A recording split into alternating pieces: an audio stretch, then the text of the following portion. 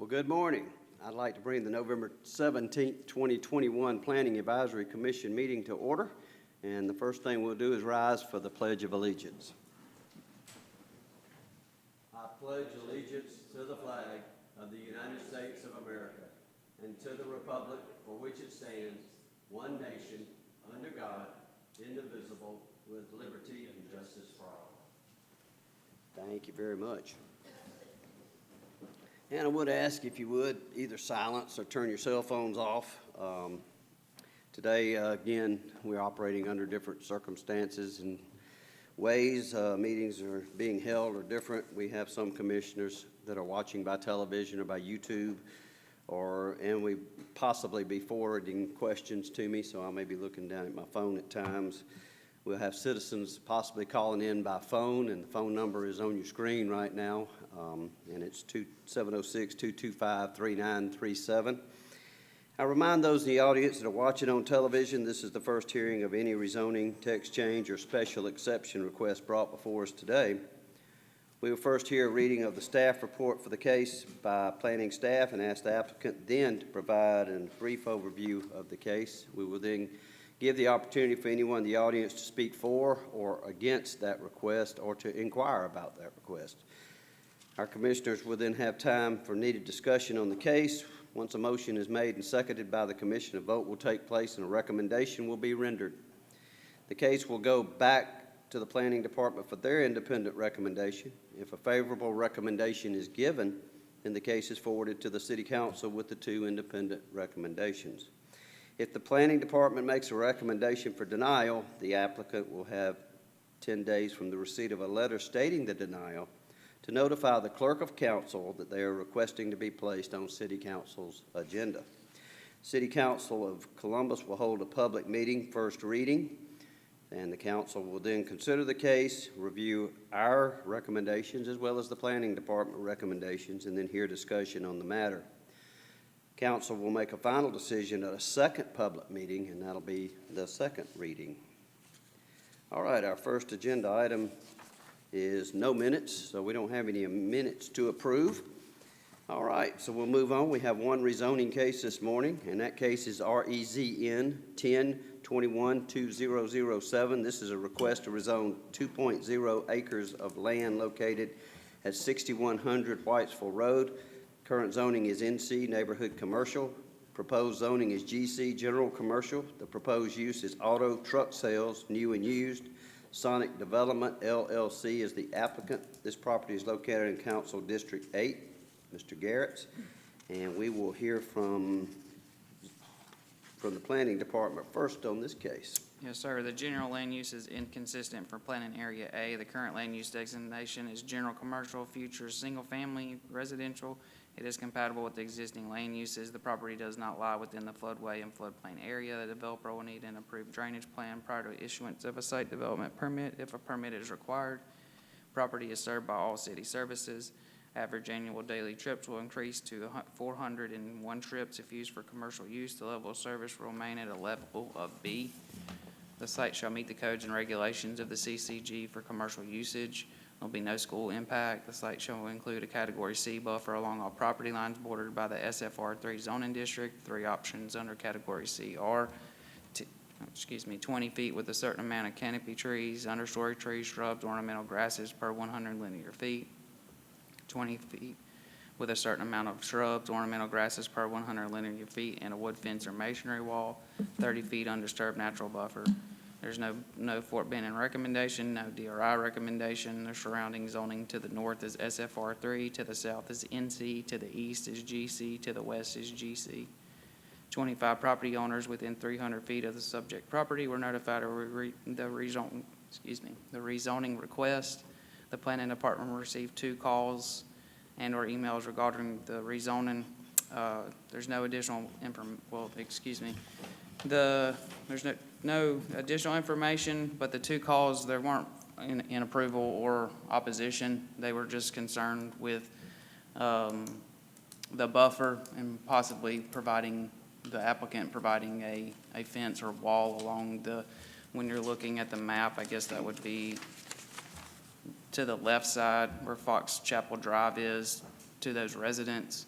I did explain to them that this would not be a traditional car lot in the sense. So. Okay. All right, thank you, Mr. Renfro. I think we have a question here. A question for you on that. The intention is not to have this be a traditional car lot, but if we approve the rezoning request, is there anything to stop them from making a traditional car lot other than the fact that the lot seems pretty small? No. Once this is rezoned, I'm not, do you happen to know what the acreage is for this site? Right at 2 acres. Right at 2 acres. Technically, if it was ever sold, it could then be turned around and be used as a traditional car lot in the future. Or even if the current owners just change your business model, they could also use it? They technically could do that as well. Okay, thank you. All right, any other questions of planning at this time? All right, I see you're already at the podium. If you would, give us your name and address for the record, Sure. please. Let's see if we got our,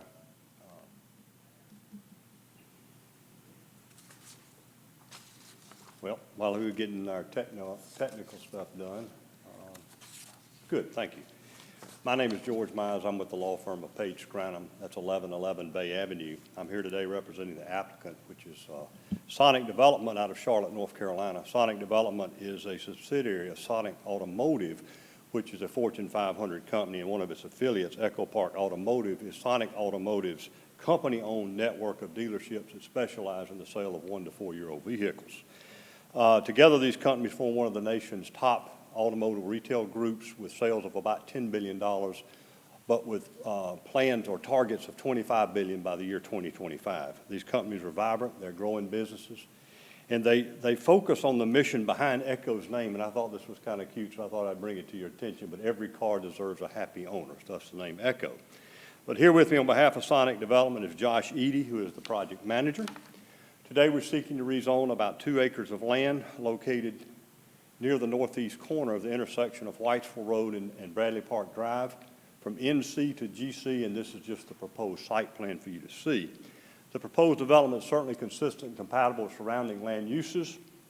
Up and down Whitesville Road as well as Bradley Park Drive, you have a lot of general commercial, which is depicted on this zoning map as red, or industrial, which is the light purple.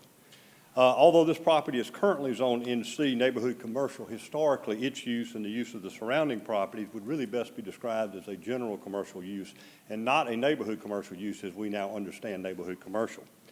Prior to the adoption of the UDO in 2005, this particular property was zoned Old C2 is what I call it, which by name meant neighborhood commercial, but which by use and application was really a general commercial classification.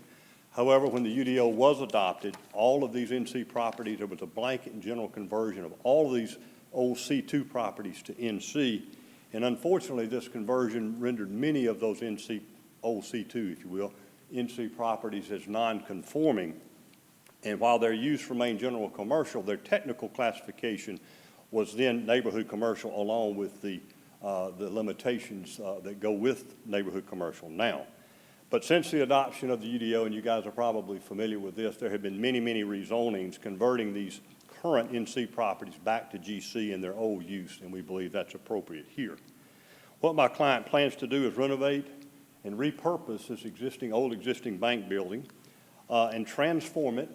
I've got some pictures of what's out there today.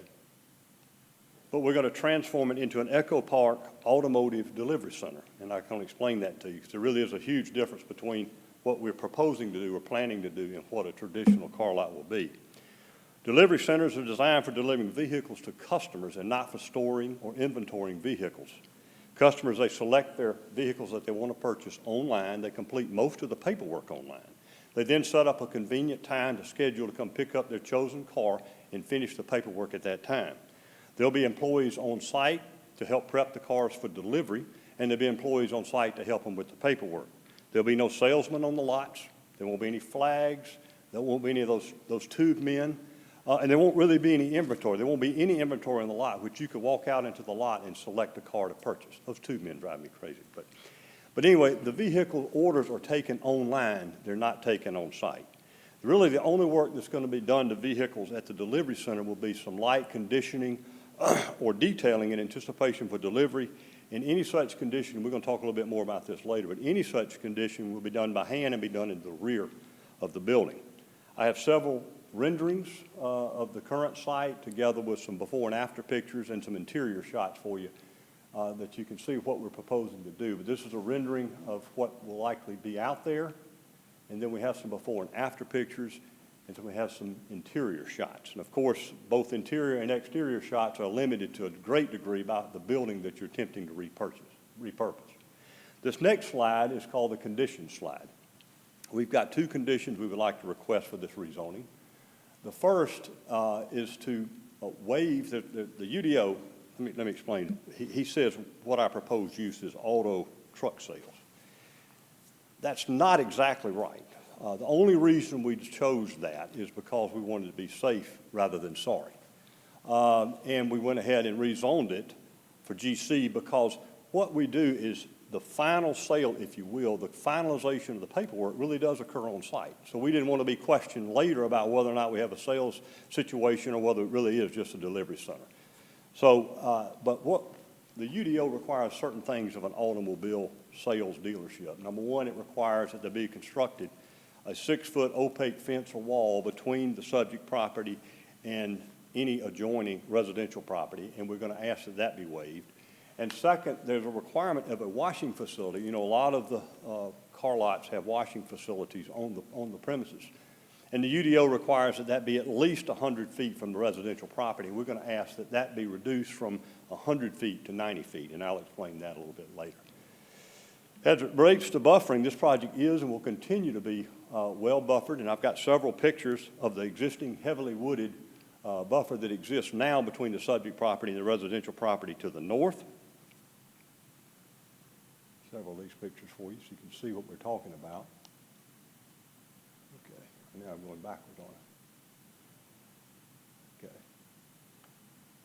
But just to give you an idea about that, but the UDO under section 3.2.8 sets forth certain standards for auto sales. And again, we've talked about the difference between your garden variety auto sales and then what we're actually going to be doing. But it requires a 6-foot opaque wall or fence to be constructed between the subject property and the neighboring residential property. But as you can see from those pictures, the current existing buffer provides ample screening and buffering. And in addition, what our use is going to be way less intense even than the bank usage. So my client has requested that as a condition of rezoning that this requirement that there be a 6-foot opaque wall or fence be constructed be waived or deleted in this situation. With respect to the light detailing or hand washing of the vehicles, as I mentioned, this will be done by hand, just like we might do on a Sunday afternoon in our driveways, except this will be done in an enclosed bay, and it also utilizes an oil water separator so that the runoff is properly handled. But the hand washing will be done in the rear of the building where the old drive-in used to be.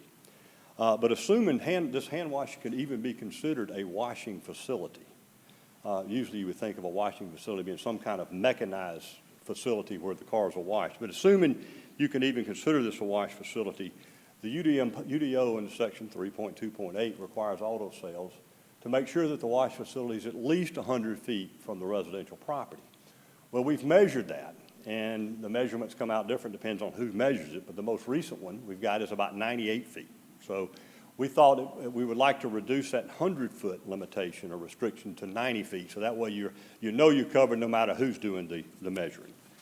The property is serviced by all public facilities and infrastructure. There'll be no additional investment in the city's part in that regard. There'll be no negative impact to the facilities or infrastructure or to traffic.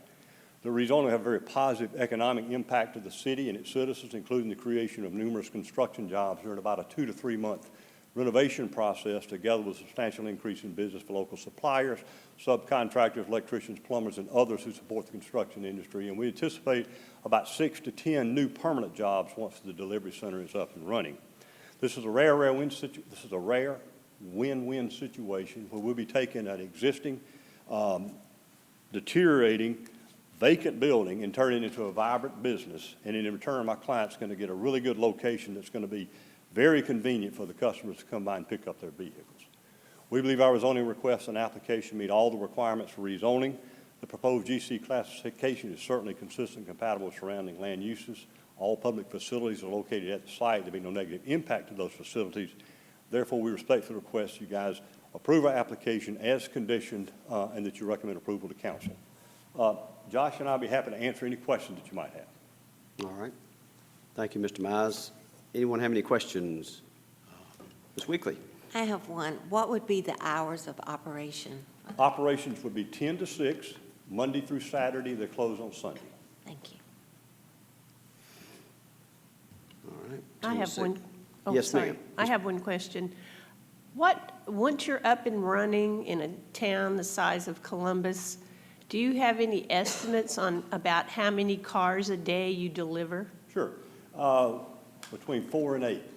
And I said, wow, that's not very much, but if you multiply that times 6, you know, that's 24 cars a week, times 4 is roughly 100 a month. All of a sudden, wow, that's not a bad operation. You know, but we don't anticipate 4 to 8 a day, so the amount of traffic is not going to be very significant. The usage is not going to be significant. Yeah, it would appear to be much less than the bank would have. Absolutely. That's what I was saying. That's way less intense than the bank use. Right. All right, any other questions? Commissioners? Yes, sir. When I hear Eco Park, I hear, you know, eco-friendly. Is there gonna be any like LEED materials used for the repurpose of this building, a LEED certified building, something like that? I didn't. That's not the plan right now. We're really, when we do it, we're talking about paint and maybe adding a wall or two on the inside. It's pretty minor construction. Okay, so other than the carbon copy from people going in the business, that's what it's like the eco-friendly part of the business then? Yeah, it's echo as much as, you know what I mean? I Yeah, think it's a play on words for the every car. every car has that, yeah. And less about the eco-friendly, if you will. All right, all right. But we do- Josh, you want to come up here? Thank you. This is Josh Eady. He is the project manager. Yes, nice to meet you. But there are starting to be with the adoption of electric vehicles. And what George said is we focus on the 1 to 4 year old used vehicles. So now as those become more popular, those will start coming through our sales cycle as well too, from that standpoint. And just to say, the actual car lots themselves are at what they refer to as hubs.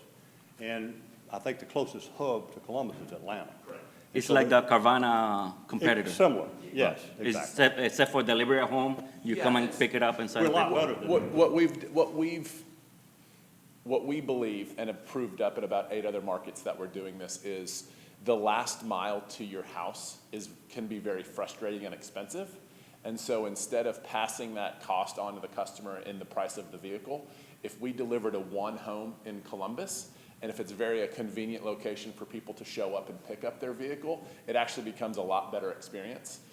We're seeing typically that when people show up at a delivery center, they're in and out within 30 minutes. And so no more of the 4 hours, I gotta go beat my head against the wall and try to buy a car and do all those different things. All right, thank you. All right, does that answer you? That answer your question? Okay. Anyone else? Yes, sir, Mr. I Dudley. guess I have one. As far as the condition request to not have a wall required, there are a lot of trees there on the north side between y'all's lot and the residential areas. What's it look like in the winter when all the leaves fall off the trees? Is there a lot of Well, visibility? It would be increased visibility, I would think, but I think there's enough there to, serve as an adequate buffer.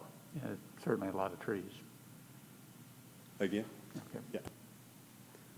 Well, It's really dense, and actually, if you look at the survey itself, when they set up this, I guess Bradley Company did it, Developers Investors, they actually on the survey designated a buffer area. So that's been there forever, since the developments back in the late 60s or mid-70s. Well, it looked to me like if you were to put up an opaque fence, you'd have to take out some of that in order to build the fence. And True. so, I mean, you're kind of kicking yourself there. All right, any other questions? Thank you, Mr. Mize. Thank y'all very much. All right, is there anyone in the audience like to speak for this case? You'd like to speak for or against? No, I need some questions answered. Okay, come on up to the microphone, please, and state your name and address for the record. Patricia Brown, I live at 6201 Fox Chapel Drive. my house is right on the street, and mine does not have all those trees. It's the next door neighbor. They have two little 2-year-old twins. But the first picture he showed, you can see that it's not that many trees right there. And I was just wondering what it's going to do to our property value. Is that you, Mr. Renfro? Yeah, I guess it can be. As far as property value, I mean, I'm not a real estate agent, so I can't project what that's gonna be, but typically, this type of use, because it's not a traditional car lot in a sense, I would think that it would remain the same as your location versus a bank. Yeah, I don't know. This is my neighbor's yard, but the first picture he showed was my house, the backed up to the bank. It was no, it was the very first one.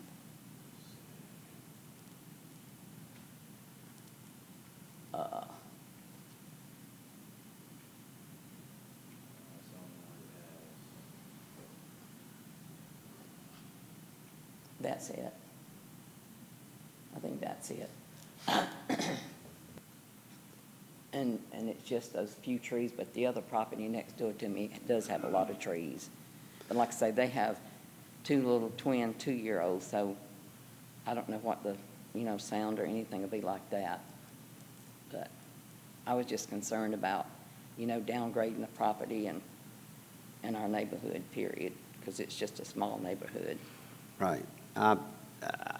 From all indications, this is going to be operated very similarly to the bank, probably less intensive. That's what we're seeing as far as what they presented. So it would probably be a lot less than what you're used to if the bank were in full operation, but they can address that if you'd like them to you. I can't, but that's what we're seeing. Okay. Mr. Dudley, did you have okay. All right, thank you, Council. Yes, ma'am. Any other questions from anyone else? All right, that's it. All right, commissioners, if you would, we need a motion on this case. All right, Ms. Weekly. Yes. I'd like to make a motion to approve rezoning case number 10212007, request from Sonic Development LLC to rezone 2.00 acres of land located at 6100 Whitesville Road from neighborhood commercial to general commercial. The request is compatible with surrounding land use and has no adverse environmental impact. Okay, do you want to add the waiver of requirements for the opaque fence? Yes. And the 90-foot reducing from 100 to 90-foot requirement on the wash station? Yes. Okay. All right, we have a motion. Do we have a second? We have several seconds here. All those in favor, raise your hand. And it's unanimous. Thank you very much for your time and attention. All right, that concludes our cases for today. I realize it's a very short day. And on December the 1st, 2021, there are 4 cases that are scheduled. If you would, take a few minutes, look at Trello and take a look at those, if you will, drive by. I will be absent on that day, and our vice chair will be filling in for me. I do have one other piece of business I'd like to bring up and ask your opinion on, if I may. Take a moment under new business. Let me get to mine. I'd like to take to council the possibility of doing one meeting per month.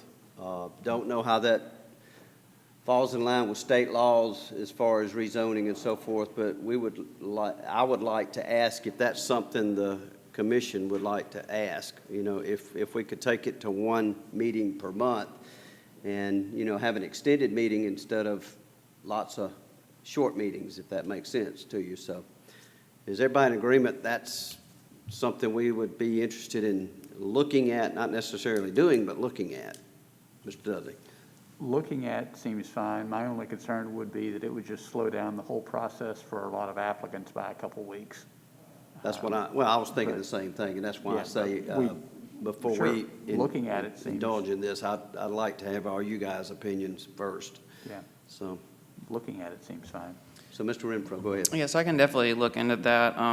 Obviously, we'll have to look at state law and see if that's even a possibility. I'll also go back, I think we have records, starting about 1994, is when we started actually like tracking, that information. I can see how many cases we're having at the beginning of the month and in the middle of the month, so we can just get a gauge of that. And then also the quantity, I'm sure the quantity has changed over the last 15 or 20 years. It has. So, Okay. All right. Yes, sir. Well, if possible, if we're gonna look at it, if we got peak months, we can go to 2, and slow months, we can go to 1. Right. Definitely, yeah, something to look at. Well, that's something I guess your department could regulate to a degree, you know, just if that's possible. We just want to make sure that works. right, we'll just have to look at everything and make sure that we're covered. All right. Well, I wish everyone here a very nice, happy, blessed Thanksgiving, and I hope you all make it back here for the December 1st meeting, and I thank you for your time and attention this morning. We are dismissed.